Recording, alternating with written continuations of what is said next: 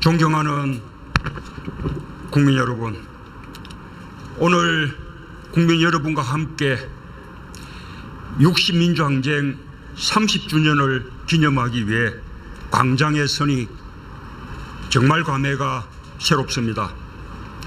서물이 안 된 청년부터 일원의 원로까지, 제주에서 서울까지 모두 하나가 되고 영남과 호남이 한 목소리로 외쳤던 함성, 호언철폐, 독재 타도, 그 뜨거웠던 구호가 지금도 귀에서 생생합니다. 30년 전 6월 우리는 위대한 국민이었습니다.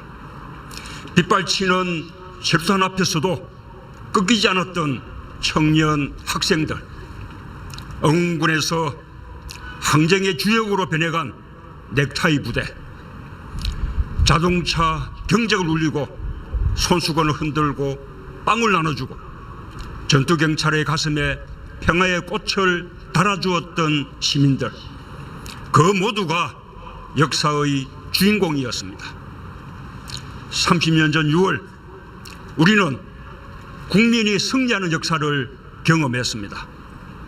엄혹했던 군부 독재에 맞서 불의에 대한 분노와 민주의 열망이 만들어낸 승리였습니다.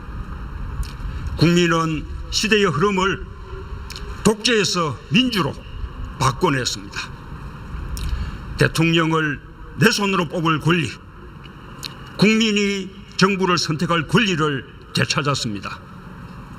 바위에 계란치기 같았던 저항들이 끝내 거대한 흐름을 만들어낸 너무도 위대하고 감격스러운 역사였습니다. 대통령 직선제만이 아니었습니다. 6월 항쟁은 우리 사회에 광장을 열었습니다. 보도지침이 폐지되고 언론과 시민은 말할 자유를 찾았습니다. 다양한 시민사회 운동 조직이 생겼고 억압되고 폐쇄되었던 민주주의의 공간을 확대했습니다. 민주주의가 아니었다면 눈부신 경제 발전도, 사회각 분야의 다양성도, 문화와 예술도 꽃피우지 못했을 것입니다. 지난 30년 우리 사회가 이루어온 모든 발전과 진보는 6월 항쟁에서 비롯되었습니다. 문재인 정부는 우리 국민들이 이룬 그 모든 성취를 바탕으로 출범했습니다.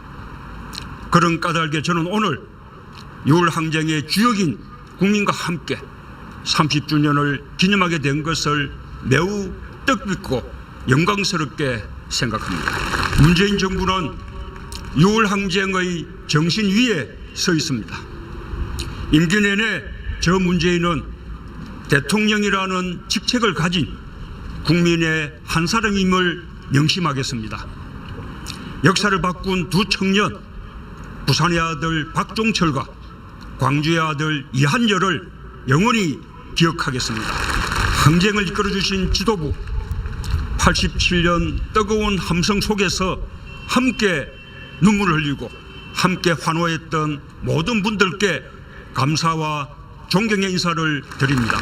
존경하는 국민 여러분, 저는 오늘 세계가 경탄하는 우리의 민주주의가 우리 국민 스스로 만들어낸 것이라는 사실이 무엇보다 자랑스럽습니다.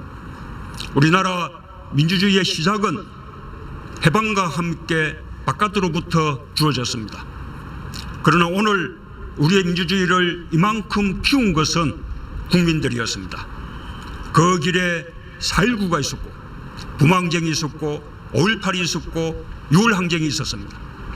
그리고 그 길은 지난 겨울 촛불혁명으로 이어졌습니다. 촛불은 한 세대에 걸쳐 성장한 6월 항쟁이 당당하게 피운 꽃이었습니다. 우리는 6월 항쟁을 통해 주권자 국민의힘을 배웠습니다. 촛불혁명을 통해 민주공화국을 실천적으로 경험했습니다. 6월의 시민은 독재를 무너뜨렸고, 촛불 시민은 민주사회가 나아갈 방향과 의제를 제시했습니다. 촛불은 미완의 유월항쟁을 완성시키라는 국민의 명령이었습니다. 존경하는 국민 여러분, 우리 앞의 과제는 다시 민주주의입니다. 더 넓고 더 깊고 더 단단한 민주주의를 만들어 가야 합니다. 6월 항쟁으로 성취한 민주주의가 모든 국민의 삶에 뿌리 내리도록 해야 합니다. 민주주의가 구체적인 삶의 변화로 이어질 때 6월 항쟁은 살아있는 현재이고 미래입니다. 민주주의는 제도이고 실질적인 내용이며 삶의 방식입니다. 저는 이 자리에서 약속드리고 제안합니다.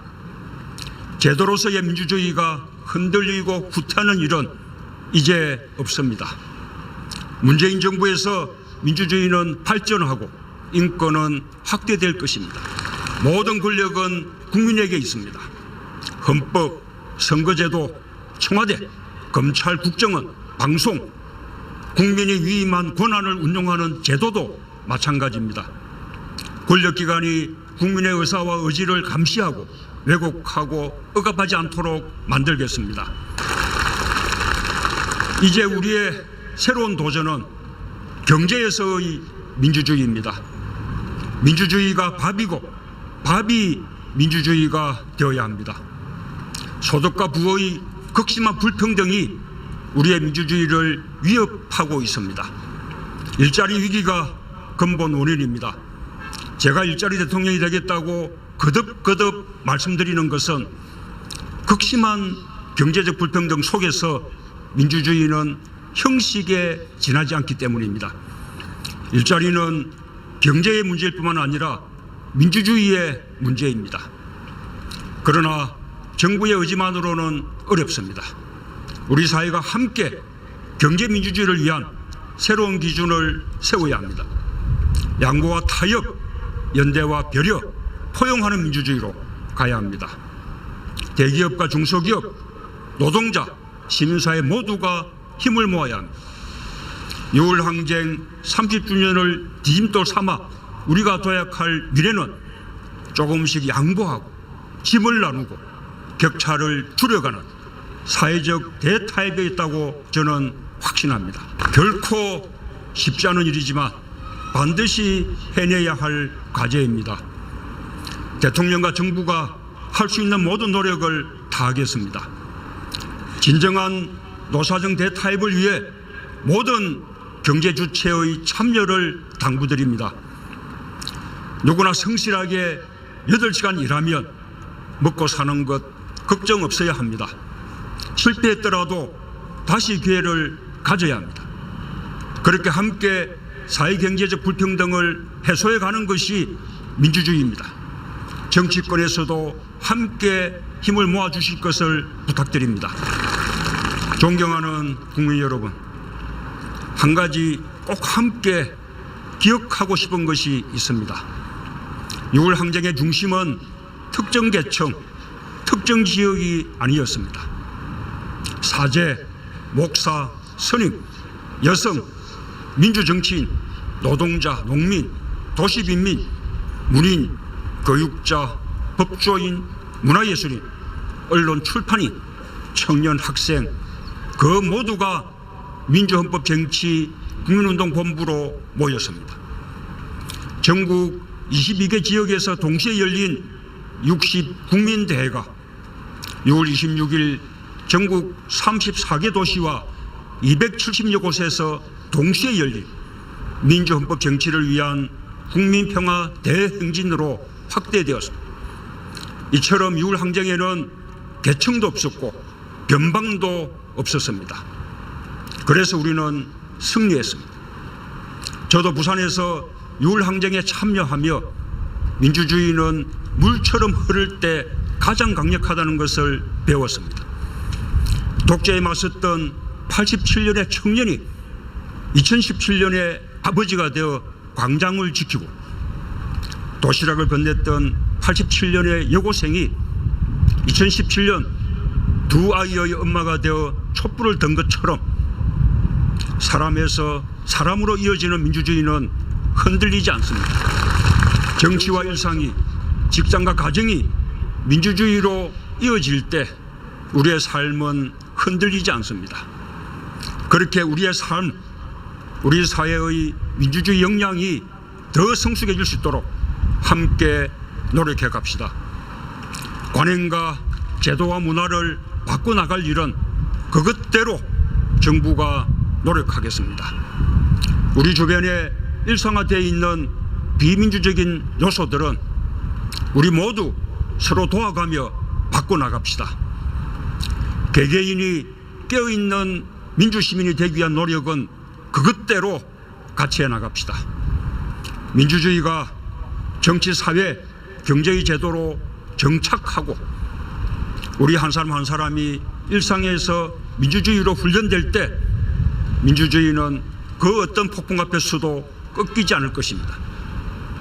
6월 항쟁의 이름으로 민주주의는 영원하고 광장 또한 국민들에게 항상 열려 있을 것입니다. 감사합니다.